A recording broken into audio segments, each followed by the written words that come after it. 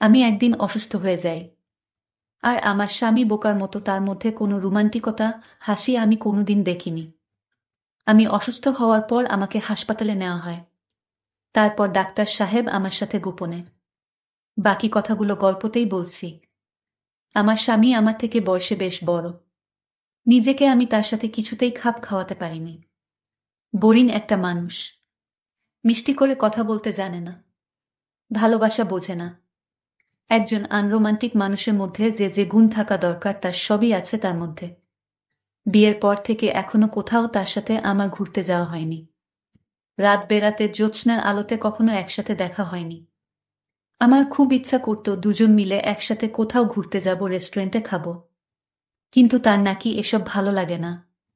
জ্যোৎস্না হলে যদি বলি চলো ছাদে যেয়ে একটু জ্যোৎস্না দেখে আসি, সে বলে জানালা দিয়ে দেখো। এত রাতে ছাদে ভূত আছে। ঠ্যাং ধরে আকাশে নিয়ে নিচে ফেলে দেবে। কখনো কক্সবাজার যাইনি আমি। যদি বলি এবার অফিসের চাপ কমলে ছুটি নিয়ে চলো না একটু কক্সবাজার ঘুরে আসি, সে বলে পানি তো আমার বাড়ির সামনে বিলে আছে, ওখানে ডুব দিলেই তো হয়। জিনিস তো একই, সমুদ্রতেও পানি এখানেও পানি। শাড়ি পরলে আমাকে সুন্দর লাগে, অন্তত সবাই তাই বলে। অথচ বিয়ের পর থেকে আজ পর্যন্ত সে আমার প্রশংসা করা তো দূরে থাক, শাড়ি পরলে আমার দিক দুইবার ফিরেও তাকায় না। মুখ ভর্তি দাড়ি, আকর্ষণহীন একজন মানুষ। না বোঝো রোমান্টিকতা, না আছে কথায় মিষ্টতা। আমার বড় আশা ছিল কোনো হ্যান্ডসাম আমার জীবনে আসবে। কিন্তু তখন লজ্জায় মাথা নুয়ে যায় যখন আমার বান্ধবীরা আমাকে বলে হুজুরের বউ। আমি সাজগোজ খুব পছন্দ করতাম। দামি পারফিউম ইউজ করতাম। কিন্তু এখন আমার এসব সব মাটি হয়ে গেছে। আমার ক্লাসমেট সুমাইয়া আমার অন্তরঙ্গ বান্ধবী। তার বিয়ে হয়েছে এক কোটিপতির ছেলের সাথে। বাড়ি আছে, গাড়ি আছে, ইন্ডাস্ট্রি আছে। কোনো কিছুর তার অভাব নেই। প্রায়ই যখন তার সাথে আমার কথা হয়, আমাকে খোঁটা দেয়। বিয়ের আগে আমিও স্বপ্ন দেখতাম আমি কোনো কোটিপতির সুন্দর ছেলের সাথে আমার বিয়ে হবে। অঢেল সম্পদের মালিক। নিজের গাড়ি আছে। শহরে 3 তলা বাড়ি আছে। যে ঘরে আমি থাকি, রাজকীয় এক খাট। শুধু আমার কাপড় চোপড় রাখা এবং সাজগোজের জিনিসের জন্য আলাদা একটা রুম রয়েছে। যত দামি ব্র্যান্ডের পারফিউম রয়েছে সব আমার সংগ্রহে আছে। গরমে আমি এসিতে থাকব। যখন বাহিরে বের হই, জামা কোনটা রেখে কোনটা পরব, ম্যাচিং করে জুতো আর কানের দুল, কালার মিল রেখে মেকআপ, এগুলো নির্বাচন করতেই আমার ঘন্টা পার হয়ে যাবে। ও ড্রাইভ করবে। আমি ওর পাশে বসব। তার কথা যেন আমার কানেই পড়েনি, সে ভাব নিয়ে আমি বাইরের সবুজ ধান ক্ষেতের দিকে অপলক দৃষ্টিতে তাকিয়ে আছি। কোনো অনুষ্ঠানে গেলে তার বন্ধুরা আমার প্রশংসা করে। তার বন্ধুর স্ত্রীরা আমাকে ঘিরে ধরে। ভাবি, শাড়িটা অনেক সুন্দর। কত টাকা দিয়ে কিনেছেন ভাবি? কোনো পার্লার থেকে সেজেছেন? আমি আপনার মতো এমন শাড়ি কোথায় পাব? আরও কত কি। তখন গর্বে আমার মনটা ফুলে উঠত। বিয়ের পূর্বে প্রতি রাতে এমন স্বপ্ন দেখতে দেখতেই আমি ঘুমোতাম। বিয়ের পরও অনেক রাতে আমি আমার অতীত স্বপ্নরাজ্যে বিচরণ করতাম। কিন্তু বেসুরে মোটা কণ্ঠের ডাকে আমার স্বপ্ন ভঙ্গ হতো। হিমার মা, ওঠো, ফজরের আয়ান দিয়েছে। এভাবে কত রাতের মিষ্টি স্বপ্ন তিনি আমার ভঙ্গ করেছেন তার হিসেব নেই। এর মধ্যে এক সকালে অনুভব করলাম আমি আবার তৃতীয় মা হতে চলেছি। আমি ভেবেছিলাম সে খুশিতে আমাকে বলবে, আমি তোমাকে ভালোবাসি, আমি কোনোদিন তোমাকে ছেড়ে যাব না। সারাটা জীবন যেন আমার সন্তান আর তোমার সাথে বাকি জীবনটা কাটিয়ে দিতে পারি। কিন্তু ও কোনো রিয়াকশনই দেখালো না। খুশি হয়েছে না রাগ হয়েছে, না অন্য কিছু, কিছুই বুঝলাম না। শুধু আলহামদুলিল্লাহ বলেই শেষ। মেজাজটা চরম খারাপ। মনে মনে সারাদিন নিজের কপালকে গালি দিয়েছি। আল্লাহ, এই ছিল আমার কপালে। তোমার দুনিয়াতে কি আর কোনো রোমান্টিক ছেলে ছিল না, যে তুমি এই বুড়োর সাথেই আমার বিয়ে দিলে? রাতে দেখলাম এক বস্তা ভরে ফলমূল নিয়ে এসেছে। আমিও দেখে মুখ ঝামটি দিলাম। এভাবেই দিন যাচ্ছিল। আমার বারবার মনে হতো, যদি তোমার আগে মরে যাই। মাঝে মাঝে রাতে ওকে বলতাম, আচ্ছা, যদি আমি মরে যাই তাহলে কি তুমি আরেকটা বিয়ে করবে? ভাবতাম ও হয়তো গল্পের নায়কদের মতো আমাকে বলবে, আরে না পাগলি, তুমি মরে গেলে আমিও মরে যাব। আর যদি বেঁচে থাকি, তাহলে সারা জীবন তোমার স্মৃতি নিয়ে থাকব। কিন্তু দেখা যেত তার কোনো রিয়াকশনই নেই, চুপ করে থাকত। যখন বুঝতাম চুপ করে থেকে ও মন সম্মতি দিচ্ছে, তখন লাফ মেরে উঠে বলতাম, বুঝেছি, তুমি তো এটাই চাও যে আমি মরে যাই, যেন আরেকটা বিয়ে করতে পারো। এই বলে তার দিকে পিঠ ফিরিয়ে শুয়ে বাকি রাতটা পার করে দিতাম। দেখতে দেখতে 5 মাস হয়ে গেল। একদিন রুমে আমি একা ছিলাম। বাথরুমে গিয়েছি, হঠাৎ পা পিছলে কম্বের উপর উপুড় হয়ে পড়লাম। এখনই মনে হয় আমার জানটা বের হয়ে যাবে। তারপর কিছু সময় অচেতন হয়ে সেখানেই পড়ে রইলাম। কিছুক্ষণ পর যখন হুঁশ ফিরল, শরীরটা খুব হালকা লাগছিল, কিন্তু ওঠার শক্তি পাচ্ছিলাম না। অনেক কষ্টে এটা সেটা ধরে রুমে এসে আবার পড়ে গেলাম। চোখে সব ঝাপসা দেখছি। শাশুড়ি ছিল অন্য রুমে, ডাকতে যাচ্ছি, কিন্তু গলা দিয়ে আওয়াজ বের হচ্ছে না। সবিতা আর নীলুফা ওদের দাদির সাথে ছিল। হঠাৎ নীলুফা রুমে ঢুকে আমাকে দেখে চিৎকার দিয়ে উঠল। বাড়ির সবাই দৌড়ে এলো আমার কাছে। দেখলাম আমার শাশুড়ি ঘর থেকে একটা তোয়ালে নিয়ে আসলেন। আমার মুখ দিয়ে কথা বের হচ্ছিল না। ঝাপসা চোখে দেখলাম, লম্বা লম্বা হাত পা একদম ওর মতো। আমার ছেলেটা তখনও কাঁপছিল। তারপর আস্তে আস্তে ওর কাঁপা থেমে গেল। আমি আবার বেহুশ হয়ে পড়লাম। আমার হুঁশ আসে 5 দিন পর ঢাকা 28 বেড এর আইসিইউতে। আমি হাসপাতালের বেডে শুয়ে আছি। আমি যেন মরে গিয়েও বেঁচে গেলাম। মনে মনে ভাবলাম, এরকম সংসার থেকে আমি মরে গেলেই ভালো হতো। তখন একজন ডক্টর আমার কাছে আসলো। এসে জিজ্ঞেস করলো, তোমার আপনজন কোথায়? আমি তো কাউকে দেখতে পাইনি। আমি কেঁদে কেঁদে ডক্টর সাহেবকে বললাম, দেখুন, আমার স্বামী আমাকে তেমন পছন্দ করে না। আমার কোনো কথাই সে রাখে না। তার মধ্যে কোনো রোমান্টিকতা নেই, হাসি আনন্দ নেই। আমি এমন একটা লোকের সাথে সংসার করছি। আমি আর পারতেছি না। আল্লাহ হয়তো আমার কপালে এরকম স্বামী পাবো, এটাই লেখা ছিল। ডাক্তার সাহেব দেখতে অনেক সুন্দর। ডাক্তার সাহেব বলল, আপনি এত সুন্দর একটা মেয়ে, তারপরও আপনার স্বামী আপনাকে অবহেলা করে। আপনাকে একটা কথা বলতে চাই, যদি আপনি কোনো কিছু মনে না করেন। আমি বললাম, কি কথা ডাক্তার সাহেব? ডাক্তার সাহেব বলল, আমি আপনাকে বিয়ে করতে চাই। আমি বললাম, এটা কিভাবে সম্ভব? আমি একটা সাধারণ মেয়ে, আর আপনি একজন ডাক্তার, আপনার সাথে আমার বিয়ে, এটা আপনার বাবা মা মেনে নিবে? ডাক্তার বলল, সেটা আমি দেখব, আপনি রাজি থাকলে আমার মা বাবাকে আমি রাজি করাবো। আমি জানতাম না ডাক্তার সাহেব আমার মনের পরীক্ষা নিচ্ছে।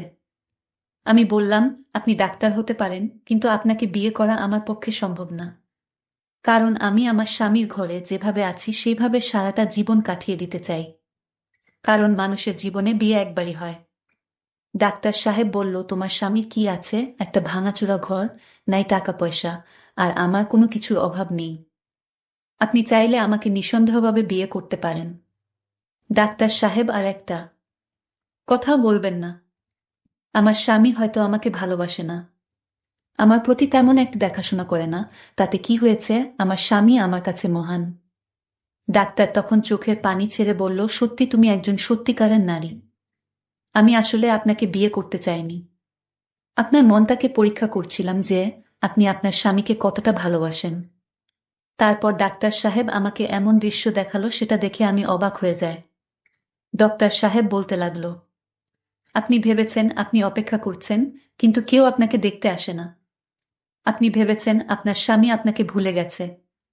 ভেবেছেন আপনার শ্বশুর বাড়ির কেউই আপনাকে দেখতে আসলো না হাসপাতালে। আপনি দুঃখে কষ্টে কান্না করছেন। ভেবেছেন এখন ওদের বাড়িতে নতুন বউ আনার আলোচনা চলছে। হয়তো সে পাত্রী তালাশে ব্যস্ত। আরও বিভিন্ন আজেবাজে চিন্তা আপনার মাথায় ঘুরপাক খেতে লাগল, তাই তো? তারপর দিন কেটে যায়, আপনাকে দেখতে কেউ আসে না। তারপর ডাক্তার সাহেব রাতে একজন ডিউটি নার্স চেঞ্জ করে একজন বয়স্ক মহিলাকে পাঠালেন। মহিলা নার্স এসে আমার মাথায় হাত দিয়ে বলেন, মা, আপনি ভালো আছেন? আমি মাথা নেড়ে সম্মতি জানাই। উনি বললেন, আপনাকে নিয়ে তো সবাই খুব ভয় পেয়ে গিয়েছিল। ডাক্তাররা আপনাকে অ্যাডমিট করতে চায়নি। সবাই বলছিল আপনি বড়জোর আর 3 ঘন্টার মতো বাঁচতে পারেন, তার বেশি না। আমি বললাম, কেন? উনি বললেন, আমার ডায়াবেটিস আর প্রেসার দুটোই নাকি অনেক বেশি হয়ে গিয়েছিল। শেষে ওর কাছ থেকে বন্ডসই নিয়ে তারপর আমাকে আইসিইউতে নেওয়া হয়। তিনি আমাকে বললেন, ওই লম্বা হুজুরটা মনে হয় আপনার স্বামী। লোকটা আপনার জন্য অনেক কষ্ট করেছে। আজ 4 দিন দিন রাত 24 ঘন্টা হাসপাতালে পড়ে আছে। কোনো খাবার খাচ্ছে না, যেন পাগলের মতো হয়ে গেছে। আইসিইউর বারান্দায় সারাক্ষণ বসে থাকে, একবারের জন্যেও বাসায় যায়নি। নার্সের কথা শুনতে শুনতে আমার গলা ভারী হয়ে আসছিল। প্রচণ্ড এক আবেগ যেন আমার গলা চেপে ধরছিল। তিনি বলতে লাগলেন, আমরা তো সবাই হাল ছেড়ে দিয়েছিলাম, কিন্তু উনি একবারের জন্যেও হাল ছাড়েনি। যখন এখানে আপনাকে এনেছিল উনি খুব কান্নাকাটি করছিল। আমি মনে মনে ভাবছিলাম, এই লোকটি সত্যিই কি আমার জন্য কাঁদতে পারে। তিনি বলছিলেন, আমরা তো সবাই উনার কান্না দেখে অবাক হয়ে গিয়েছিলাম। আমি একপাশে মুখ ফিরিয়ে বললাম, তাও তো আমাকে একবার দেখতে এলো না। তখন সেই নার্স আমার বাম পাশের জানালার পর্দাটা সরিয়ে দিয়ে আমাকে হাত দিয়ে ইশারা করে বললেন, ওই যে দেখেন। দেখলাম বাইরে ও উস্কোখুস্কো চুলে জানালার দিকে তাকিয়ে দাঁড়িয়ে আছে। পর্দা সরতে দেখে হাত দিয়ে ইশারা করে নার্সকে শুকরিয়া জানালো। নার্স বললেন, আইসিইউতে বাইরের কেউ আসা নিষেধ, এভাবে রুগী দেখানোও নিষেধ। কিন্তু আপনার স্বামীর অনুরোধে আমার খুব মায়া হলো। আপনার স্বামী আমার পায়ে পড়ে বলল, প্লিজ আপনি আমার দূর থেকে দেখার সুযোগ করে দিন। একথা বলে কান্নাকাটি করছিলেন। তারপর আমার খুব মায়া হলো। আপনার তো হুঁশ ছিল না এই 5 দিন। আপনার স্বামীকে আমি দেখলাম সারা রাত নামাজ পড়তেন আর কান্না করে বলতে লাগলেন, আমার স্ত্রীকে বাঁচিয়ে দাও আল্লাহ। আমি আমার জীবনে আর কোনো কিছুই চাই না। আল্লাহ, আমার স্ত্রীর প্রতি তুমি দয়া করো। আমি আপনার স্বামীর কান্না নামাজ দেখে ভাবলাম, একজন মানুষ একজন স্ত্রীকে এতটা ভালোবাসতে পারে। তিনি আমাকে খুব অনুরোধ করে বলেছিলেন যেন অন্তত আমি একবার জানালার পর্দা সরিয়ে তাকে আপনাকে দেখার সুযোগ করে দেই। আমি বলেছিলাম, পর্দা সরালেও তো দূর থেকে চেহারা দেখতে পাবেন না। তিনি বলেছিলেন, অবয়বটা দেখতে পেলেই তিনি শান্তি পাবেন। তাই প্রতিদিন আমার শিফটে আমি আসার পর কিছুক্ষণের জন্য জানালার পর্দাটি সরিয়ে দেই। তখন দেখতে পাই তিনি অপেক্ষায় আছেন। তিনি হাত নেড়ে আমাকে শুকরিয়া জানান। নার্সের কথা শুনতে শুনতে আমার বুক ফেটে যাচ্ছিল। আমি আর নিজেকে নিয়ন্ত্রণ করতে পারলাম না। হাউমাউ করে কেঁদে উঠলাম। তিনি আমাকে এতটা ভালোবাসেন। বাম দিকে কাত হয়ে ওর দিকে তাকালাম। দূর থেকে মনে হলো ও চোখ মুছছে। আর একদিন পর আমাকে রিলিজ দেয়া হলো। কি এক অজানা অনুশোচনায় আমি তার চোখের সাথে চোখ মেলাতে পারছিলাম না। বাসায় ফেরার পর সারাক্ষণ ও আমার পাশে বসে রইল। ও আমাকে খাইয়ে দিত, আমার সব কাজ করে দিত। আমার কাছে মনে হচ্ছিল আমি একটি নতুন জীবন পেয়েছি। আর এই লোকটাকে আমি ভুল বুঝেছিলাম। এরকম স্বামী পাওয়া তো ভাগ্যর ব্যাপার। রাতে যখন সবাই ঘুমিয়ে পড়ল, তখনও আমার পাশে শুয়ে আমার মাথায় হাত বুলিয়ে দিচ্ছিল। আমি বললাম, আমি মরে গেলেই ভালো হতো, আর একটা বউ পেতেন। ও আমার মুখ চেপে ধরে বলল, আর কখনো এমনটা বলবে না। তারপর আমাকে তার সাথে চেপে ধরে হাউমাউ করে কেঁদে উঠল। মনে হচ্ছিল তার চোখের জলে বালিশ ভেজে যাচ্ছে। আমার মনে হচ্ছিল তার চোখের অশ্রুগুলো আমার জীবনটা নতুন করে ধুয়ে পরিচ্ছন্ন করে দিয়েছে। আমি বাসায় ফেরার 2 দিন পর হঠাৎ সুমাইয়া ফোন দিল। ফোন রিসিভ করার পর ওপাশ থেকে তার কান্নার আওয়াজ পেলাম। বললাম, কিরে এতদিন পর? আর তুই কাঁদছিস কেন? সে বলল, 2 মাস হয় তাদের ডিভোর্স হয়ে গেছে। তাকে ডিভোর্স দিয়ে তার শিল্পপতির স্বামী তার অফিসের সুন্দরী পিএসকে বিবাহ করেছে। আসলে ভালোবাসাটা বড় অদ্ভুত। যেটাকে আমরা ভালোবাসা বলি সেটা আসলে ভালোবাসা নয়। আর যেটা ভালোবাসা সেটা আমরা অনুভব করতে পারি না। আমাদের চারপাশে অসংখ্য ভালোবাসা ছড়িয়ে আছে, কিন্তু সেটা আমরা দেখি না। আমি পূর্ণ সুস্থ হবার পর হঠাৎ তিনি রাতে বললেন, আজ পূর্ণিমা, চলো ছাদে যাই। চাঁদের আলো দুজনে বসে গল্প করি। আসলে আমরা দাড়িওয়াল ফুজুরকে বিয়ে করি না। অনেক মেয়ে আছে যার ফুজুর মানুষকে পছন্দ করেন না। আপনাদের মনে হয় ফুজুর মানুষ রোমান্টিক হতে পারে না, রোমান্টিক কথা বলতে পারে না। এটা আপনাদের ভুল ধারণা। আপনি দাড়িওয়ালা ফুজুরকে বিয়ে করবেন, দেখবেন আপনার সংসারে সুখ আসবে। তাই বলে দাড়ি যাদের নেই তাদের বিয়ে করলে যে সংসারে দুঃখ আসবে সেটাও ঠিক না। তবে যারা দাড়ি রাখে তারা ভালো মনের মানুষ হয়, তাদের ভিতরে রোমান্টিকতা লুকিয়ে থাকে। তাই আপনার স্বামী যেই হোক তাদের কখনো অবহেলা করবেন না। আজকের গল্পটি কেমন লাগলো তা অবশ্যই কমেন্ট করে জানাতে ভুলবেন না। দেখা হবে নতুন কোনো গল্প নিয়ে, সে পর্যন্ত সবাই ভালো থাকবেন। ধন্যবাদ। যখন আমি শহরে আসলাম তখন আমার খালার বাড়িতে থাকতে হয়েছিল। আমার খালাতো বোন, যে আমার থেকে বয়সে ছোট, তার সঙ্গে একই ঘরে থাকতাম। প্রতিদিন যখন কাজ থেকে ক্লান্ত হয়ে এসে আমি আমার বিছানায় শুয়ে পড়তাম, আর সে আমার পাশে ঘুমাত। সেই রাতে বাড়ি ফিরতে একটু দেরি হয়ে গিয়েছিল। বাড়িতে ঢুকে বিছানায় গিয়ে শুয়ে পড়লাম, চোখ বন্ধ করে বিশ্রাম নিচ্ছিলাম। কিছুক্ষণ পর সে এসে আমার পাশে বসল, নিঃশব্দে মাথায় হাত বুলিয়ে দিল। তারপর ধীরে ধীরে আমার পায়ের কাছে বসে শান্তভাবে পা ম্যাসাজ করতে লাগল। সে আমাকে বলল, যতক্ষণ না তুমি পুরোপুরি আরাম পাচ্ছ, আমি তোমার পাশে আছি, এই বলে সে আমার পা ম্যাসাজ করতে থাকল। তারপর সেদিন সকালে পূজা আর আমি দুজনেই বাড়িতে ছিলাম। পূজা হেসে আমার দিকে এগিয়ে এসে বলল, ভাইয়া, যদি কিছু প্রয়োজন হয় তবে নির্দ্বিধায় জানাতে পারো। সে আমার সামনে এসে দাঁড়াল এবং আন্তরিকভাবে হাত বাড়িয়ে দিল। তার এই আচরণে আমি কিছুটা অবাক হলাম, যেন তার মধ্যে নতুন এক ধরনের আত্মবিশ্বাস ফুটে উঠেছে। এরপর সে আমার হাত ধরে আলতো করে তার কাঁধের কাছে নিয়ে গিয়ে বলল, যা ইচ্ছে করতে পারো, তবে আমাকেও কিছু সাহায্য করতে হবে। এই কথা বলে আমার খালাতো বোন দেখতে অনেক সুন্দর ছিল। তার চলাফেরা, আচার আচরণ আমাকে মুগ্ধ করত। তার গায়ের রং ছিল ফর্সা। শহরে থাকার কারণে সে সবসময় ছোট পোশাক পরে থাকত। এই পোশাকে তাকে অসাধারণ লাগত, কিন্তু সে আমার সাথে এমন কিছু করবে সেটা আমি ভাবতে পারিনি। বন্ধুরা, আজকের গল্পটা অনেক বেশি স্পেশাল হতে চলছে। আশা করছি তোমাদের ভালো লাগবে, তাই কেউ মিস করো না। গল্পটি ভালো লাগলে দয়া করে ভিডিওটি লাইক, শেয়ার এবং চ্যানেলটি সাবস্ক্রাইব করো। নাম আমার কুনাল। যে ঘরে আমি থাকছিলাম, প্রথমে ভেবেছিলাম সেই মেয়েটি বয়সে বেশ ছোট হবে, কিন্তু পরে বুঝলাম তেমন নয়। আমি কাজের প্রয়োজনে শহরে এসেছিলাম এবং খালুর বাড়িতে থাকছিলাম, কারণ মা চাইছিল না যে আমি অন্য কোনো জায়গায় থাকি। মা বলেছিলেন, শহরে তো তোমার খালুর বাড়ি আছে, সেখানে থাকাই ভালো। শহরে এসে একটি ভালো বেতনের চাকরি পেয়েছিলাম। যখন খালুর বাড়িতে পৌঁছালাম, দেখি বাড়িটি বেশ ছোট। আমাদের গ্রামে বড় বাড়িতে থাকতাম, আর এখন শহরে এই ছোট্ট বাড়িতেই থাকতে হবে। এই বাড়িতে একটি ছোট রান্নাঘর, একটি বেডরুম এবং একটি ছোট হল রুম ছিল। বাড়িতে খালু, খালা আর তাদের মেয়ে থাকত। খালু গ্রামের সবার কাছে বলতেন যে শহরে তার বড় বাড়ি আছে। তাদের মেয়ে পূজা এখন 18 বছর বয়সে পড়েছে। পূজাকে নিয়ে আমার কিছুই জানা ছিল না।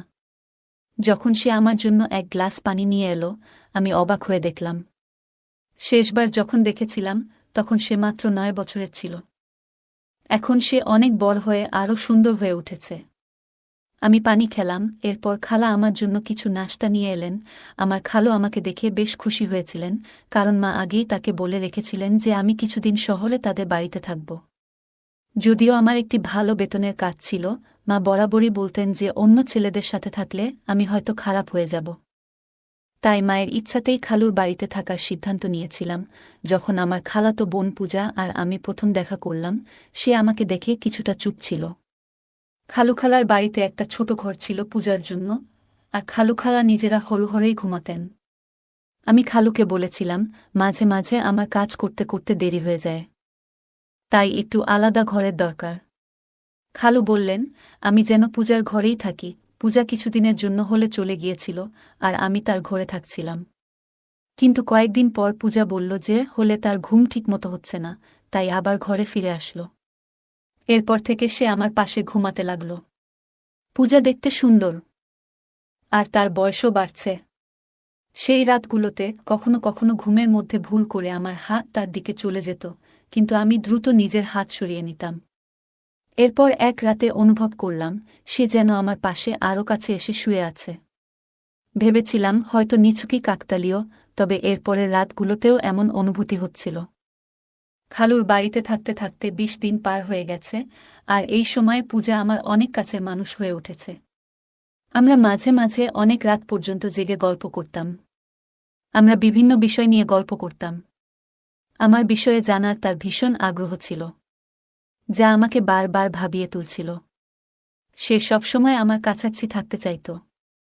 মাঝে মাঝে খালা আমাদের গল্প করতে দেখতেন, কিন্তু তেমন কিছু বলতেন না, কারণ খালা আমাকে ভীষণ বিশ্বাস করতেন। এক রাতে আমি দেখি পূজা তার ফোনে কিছু দেখছে। কৌতূহলবশত আমি তার ফোনে উকি দিতে গিয়েছিলাম, কিন্তু সে সঙ্গে সঙ্গে ফোন বন্ধ করে দিল। তখন আমি তাকে মজা করে ফোনটি দিতে বললাম, কিন্তু সে ফোন না দেওয়ার জন্য অনুরোধ করল। আমি কিছু না বলে একদিকে ফিরে শুয়ে পড়লাম, কিন্তু কিছুক্ষণ পরে তাকে দেখি ঘুমিয়ে আছে। পূজার ফোনটি তার মাথার পাশে রাখা ছিল, তাই আমি আস্তে করে ফোনটি হাতে নেওয়ার চেষ্টা করলাম। সেই সময় পূজা পাশ ফিরল, আর আমার হাত তার উপর হালকা করে পড়ে গেল। আমি দেখি তার মুখে একটা মৃদু হাসি, যা দেখে বুঝতে পারলাম সে আসলে ঘুমায়নি। তাড়াতাড়ি ফোনটি হাতে নিয়ে খুলতে গিয়েছিলাম, কিন্তু ফোনটি লক ছিল। পূজা তখন হাসছিল, বুঝলাম হয়তো সে আগে থেকেই সব জানত। কিছুক্ষণ পর আমি চুপচাপ ঘুমিয়ে পড়লাম। এরপর কিছুদিন কেটে গেল, আর আমার মাসের বেতনও এসে গেল। খালুর বাড়িকে নিজের বাড়ির মতোই মনে করে পূজার জন্য একটি নতুন পোশাক, খালুর জন্য ফরমাল পোশাক, আর খালার জন্য একটি সুন্দর শাড়ি কিনে বাড়ি ফিরলাম। আমি পূজার জন্য কিছু জিনিস কিনে নিয়ে আসলাম, যা দেখে খালা খুব খুশি হলেন। পূজা এখন আমার সঙ্গে আগের চেয়ে অনেক খোলামেলা কথা বলতে শুরু করেছিল। এমনই এক রাতে আমি পানি খেতে উঠে দেখি পূজা আমার পাশে নেই। ঘরের দরজাটাও খোলা ছিল। বাইরে গিয়ে দেখি রাত তখন 2টা বাজে। পূজা হলের পর্দা সরিয়ে কিছু দেখার চেষ্টা করছে। কৌতূহলবশত আমি তার পেছনে দাঁড়িয়ে দেখার চেষ্টা করলাম যে সে এত রাতে কি দেখছে। পূজার পাশেই দাঁড়ালাম, আর সামনের দৃশ্য দেখে তাকে আলতো করে পাশ ফিরিয়ে নিয়ে গিয়ে হাত ধরে ঘরে নিয়ে এলাম। আমি বললাম, পূজা, এটা ঠিক নয়। রাতে মা বাবার ব্যক্তিগত সময়ে উকি মারা মোটেই সঠিক নয়। পূজাকে এইভাবে দেখায় আমার একটু বিরক্ত লাগল, আর সে দ্রুত ক্ষমা চেয়ে বলল, ভাইয়া, দয়া করে এই বিষয়টি নিয়ে কাউকে বলো না। আমি আর কখনো এমন কিছু করব না। আমি কিছু বুঝতে পারিনি। আসলেই পূজার ভুলটা হয়তো খুব বেশি ছিল না। খালু খালার মেয়েটা বড় হয়ে উঠেছে, আর তাদের এখন কিছুটা ব্যক্তিগত পরিসর দরকার। পরের দিন আমি খালুকে বললাম, খালু, এখন সময় এসেছে আপনি একটা বড় বাড়ি কেনার কথা ভাবেন। আমি খালুকে বললাম, এখন আমাদের পূজা বড় হচ্ছে, ওর নিজের একটা আলাদা ঘর দরকার, আর আপনাদেরও।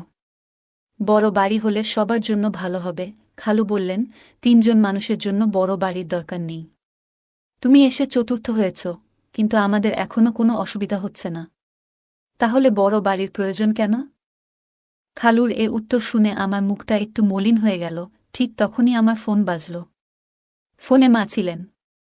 মা বললেন, আমি তোমাকে একটি মেয়ের ছবি পাঠিয়েছি, দেখো তো তোমার কেমন লাগে। আমি মাকে জানালাম, মেয়েটি দেখতে বেশ ভালো লেগেছে। মা এতে খুশি হয়ে জানালেন, 20 দিনের মধ্যে বিয়ের ব্যবস্থা করবেন। 20 দিন পর আমার বিয়ে হয়ে গেল। কিছুদিনের ছুটি কাটিয়ে আমি আবার কাজের জন্য শহরে ফিরছিলাম, তখন মা বললেন, তোমার স্ত্রীকে সঙ্গে নিয়ে যাও। এরপর আমি আমার বউ তানিয়াকে নিয়ে শহরে চলে এলাম। প্রথমে আমরা খালুর বাড়িতেই উঠলাম। পূজা তখন তার ঘর ছেড়ে বাবা মায়ের সঙ্গে হোলঘরে ঘুমাত, আর আমাদের ঘরটি আমার আর তানিয়ার জন্য ছেড়ে দিল। তানিয়াকে নিয়ে শহরে আসার 3য় দিন পার হচ্ছিল। এরপর হঠাৎ এক রাতে কিছু অপ্রত্যাশিত ঘটনা ঘটল। আমি যখন আমার স্ত্রী তানিয়া পাশে ঘুমাচ্ছিলাম, হঠাৎ দেখি হল থেকে কেউ উকি দিচ্ছে। তাকে দেখে আমি দ্রুত তানিয়া পাশ থেকে উঠে বসলাম। আমাকে উঠতে দেখে সে চুপচাপ সরে গেল। তখন আমি ভাবতে লাগলাম, যদি তানিয়া এই শহরের পরিবেশে মানিয়ে নিতে পারে, তাহলে আগামী মাসেই আমরা আলাদা থাকার জন্য একটি ঘর খুঁজে নেব। কারণ আমি শহরে আসার পর থেকেই আমার খালাতো বোন আমাকে বিশেষ নজরে রেখেছিল। কিন্তু জানি না কেন, কিন্তু 5 দিনের মধ্যেই তানিয়া শহরটিকে অপছন্দ করতে শুরু করল। সে বলল, আমি এখানে বেশি দিন থাকতে পারব না। গ্রামে থাকার অভ্যাস আছে আমার। এখানের পানি, এখানের বাতাস, কিছুই আমার ভালো লাগছে না। হঠাৎ করেই তানিয়ার শরীর খারাপ হতে লাগল। অনেকদিন ধরে শহরের পানিতে আমার কোনো সমস্যা হয়নি, কিন্তু তানিয়ার শারীরিক অবস্থা খারাপ হতে শুরু করল। তাই সে গ্রামে ফিরে যেতে চাইল, আর আমি তার শারীরিক অবস্থার কথা ভেবে তাকে গ্রামে পাঠিয়ে দিলাম। এরপর আমি খালুর বাড়িতে একাই থাকতে শুরু করলাম। তানিয়ার প্রতি আমার যতটা ভালোবাসা থাকার কথা ছিল, ঠিক ততটা যেন অনুভব করছিলাম না। তার ছবি দেখে যেমন ভেবেছিলাম, বাস্তবে তেমনটা ছিল না। বিয়ের সময় তাকে দেখেছিলাম খুবই আকর্ষণীয়, কিন্তু বিয়ের পর মেকআপ ছাড়া দেখলে তাকে কিছুটা আলাদা লাগত। আমার স্বপ্নের মতো ছিল না, তবে সে অনেক ভালো এবং নির্ভরযোগ্য, তাই ওর সঙ্গে জীবন কাটানোর সিদ্ধান্ত নিলাম। তানিয়া গ্রামে চলে যাওয়ায় আমার জন্য পরিস্থিতি একটু স্বাভাবিক হয়ে গেল। আমি শহরে কাজ করছিলাম, আর একা থাকার জন্য আলাদা খরচ করার প্রয়োজন মনে করিনি। মায়ের ইচ্ছাতেই খালুর বাড়িতে থেকে যেতেই মনে হলো ভালো। তানিয়া যাওয়ার পর 3 দিনের ছুটি নিয়ে বিশ্রাম নিলাম, কারণ কাজের চাপে বেশ ক্লান্ত হয়ে পড়েছিলাম। ছুটির দিন সকালে খালু তার কাজে বেরিয়ে গেলেন। আর খালাও প্রতিদিনের মতো তার অফিসে চলে গেলেন। সেদিন সকালে পূজা আর আমি দুজনেই বাড়িতে ছিলাম। নাস্তা করার পর আমি আমার ল্যাপটপ নিতে শোবার ঘরে যাচ্ছিলাম। ঘরের দরজায় কোনো কপাট ছিল না, তাই দরজা সবসময় একটু খোলা থাকত। সেদিন আমি খোলা দরজার ফাঁক দিয়ে দেখলাম পূজা নিজের পোশাক পরিবর্তন করছে। তার উজ্জ্বল গায়ের রং দেখে কিছুক্ষণের জন্য আমার দৃষ্টি আটকে গেল। তখন ভাবলাম, কোথায় আমার শ্যামলা তানিয়া বউ আর কোথায় এই পূজা? দুজনের মধ্যে যেন একেবারেই মিল নেই। এতদিন পূজা আমার আশেপাশেই ছিল, কিন্তু কখনো তাকে এভাবে দেখিনি। তার উজ্জ্বল গায়ের রং দেখে এক মুহূর্তের জন্য মনে হল ভাগ্য যেন আমার সঙ্গে একটু খেলা করছে। তারপর তার কালো লম্বা চুলের দিকে তাকালাম, যা আমার মনে এক অদ্ভুত সাড়া জাগিয়ে তুলল। কিছুক্ষণ পর আমি যখন ঘর থেকে বের হলাম, তখনও তাকে দেখছিলাম, আর মনে হচ্ছিল সে সত্যিই অসাধারণ সুন্দর। খালুখালা সাধারণ মধ্যবিত্ত হলেও পূজার সৌন্দর্য যেন তাকে আরও আকর্ষণীয় করে তুলেছিল। সেদিন রাতে পূজা আমার ঘরে এসে বলল, ভাবি তো গ্রামে চলে গেছেন, এখন আমি আবার আমার ঘরে শান্তিতে শুতে পারব। সে আর হোল ঘরে শুতে চায়নি, তাই আমি তাকে আগের মতো আমার ঘরেই শোয়ার অনুমতি দিলাম। সেই রাতে ঘরে অন্ধকার ছিল, আর কিছুক্ষণ পর আমি শুনলাম কারো পায়ের শব্দ। ঘরের আলো জ্বালিয়ে দেখি পূজা তার আলমারির পোশাকের কাছে দাঁড়িয়ে আছে। আমি তার কাছে গেলাম, কোনো কথা না বলে আমার শার্ট খুলে রেখে দিলাম, তারপর আলো নিভিয়ে শুয়ে পড়লাম। মনে হলো পূজাও হয়তো পোশাক বদলানোর জন্য দাঁড়িয়েছিল, তাই আলো নিভিয়ে দিয়েছিলাম। কিছুক্ষণ পর আবার একবার আলো জ্বালালাম, তখন দেখলাম পূজা ছোট পোশাকে দাঁড়িয়ে আছে। তাকে এভাবে দেখে আমি একটু লজ্জা পেলাম। তারপর আবার আলো বন্ধ করে ঘুমিয়ে পড়লাম। সে সবসময় ছোট পোশাক পরত, যা তাকে অসাধারণ লাগত। পরের দিনও আমার ছুটি ছিল, কারণ আমার পুরো 3 দিনের ছুটি ছিল। তখন আমার এক বন্ধু প্রস্তাব দিল, চলো আজ কোথাও ঘুরতে যাই। দুপুরে আমরা বের হলাম, আর তখনই একটি দামি ক্যাফেতে পূজাকে বসে থাকতে দেখলাম। তার বন্ধুরা বেশ অভিজাত সাজে বসেছিল, আর পূজা অন্য ধরনের পোশাক পরেছিল।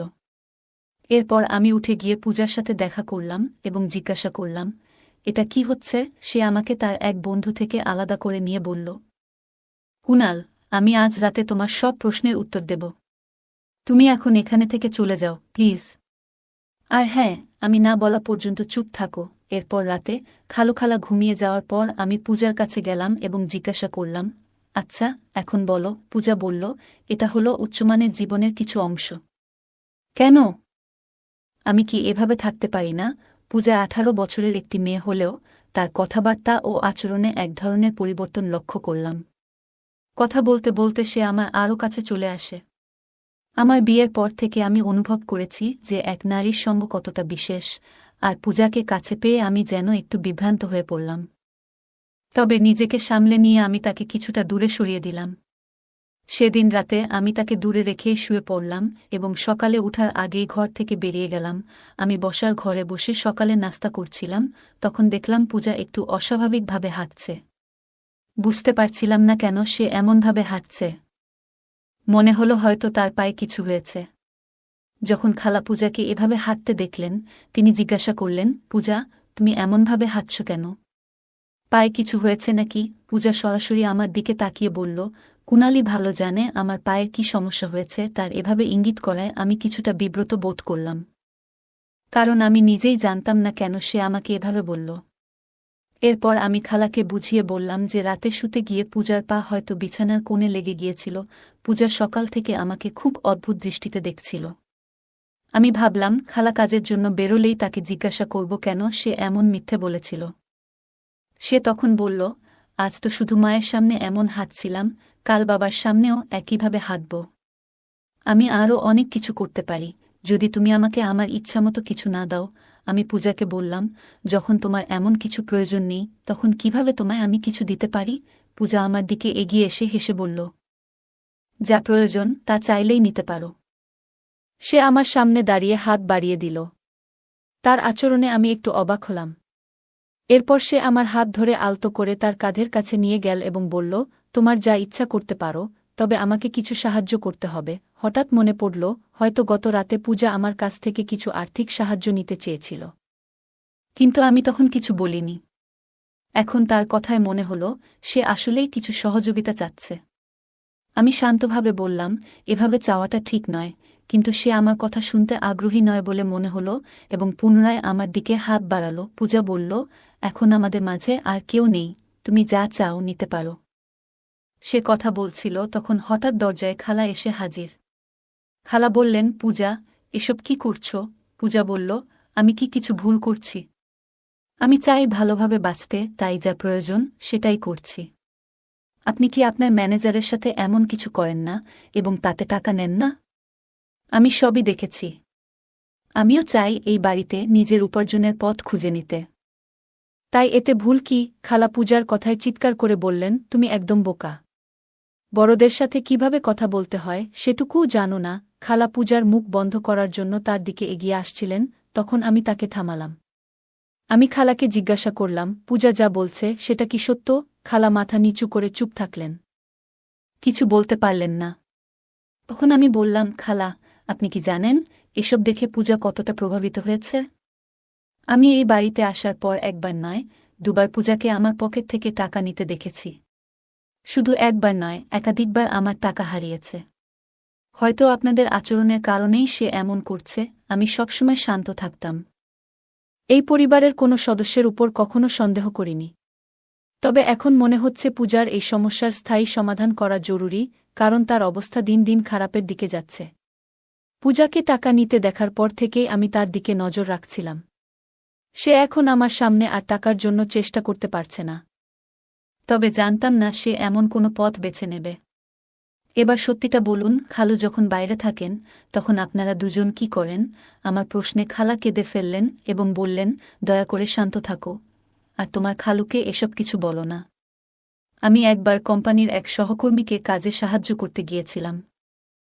তারপর থেকে তার নজর আমার দিকে পড়ে এবং আমাদের মধ্যে সম্পর্ক তৈরি হয়। এই সম্পর্ক শুধুই টাকার কারণে। তোমার খালুর কাছে টাকা থাকলেও তিনি আমাদের ঠিকমতো খুশি রাখতে পারেন না, এমনকি নিজের প্রয়োজনেরও খেয়াল রাখেন না। তাই কোম্পানির ম্যানেজার থেকে যে অর্থ পাই তা দিয়ে আমি আর পূজার প্রয়োজন মেটাই। তোমার খালুর শহরে আরেকটি বড় বাড়ি আছে, তবে সেটি ভাড়া দিয়ে তিনি কিছু আয় করেন। খালা বললেন, তোমার খালুর সাশ্রয়ী মনোভাবের কারণে আমাদের এমন ছোট্ট একটি ঘরে মানিয়ে নিতে হয়েছে। এতে আমাদের জীবন কঠিন হয়ে উঠেছে, তবে এখন আমার ভুল বুঝতে পেরেছি। তারপর খালা পূজার দিকে তাকিয়ে বললেন, পূজা, আমাকে ক্ষমা করো। আমি আজ থেকে চাকরি আর ম্যানেজারের সাথে সম্পর্ক ছেড়ে দেব। পূজা বলল, মা, আমি ইচ্ছে করেই এসব করেছি যাতে আপনি এই পথ ছেড়ে দেন। যখন কুনাল দাদাভাই আমাকে টাকার জন্য সন্দেহ করেন তখন তাকে পুরো সত্যটা বলেছিলাম। আপনি নিজের কর্ম নিয়ে ভাবেননি, আর আমার চোখ খুলে দেওয়ার জন্য কুনাল দাদাভাইয়ের প্রতি আমি কৃতজ্ঞ। আজ আপনি যেমন নিজের ভুল বুঝলেন, আমিও আমার ভুল বুঝেছি পূজা, এবং আমি মিলেই খালাকে তার ভুলের কথা মনে করিয়ে দিলাম। আমিও তাকে বোঝালাম এবং একটি ছোট্ট পরিকল্পনা সাজানোর পরামর্শ দিলাম। শেষমেশ খালা আমার কথা মেনে নিলেন এবং পূজাকে নিয়ে চিরদিনের জন্য তার নিজের বাড়ি চলে যাওয়ার সিদ্ধান্ত নিলেন।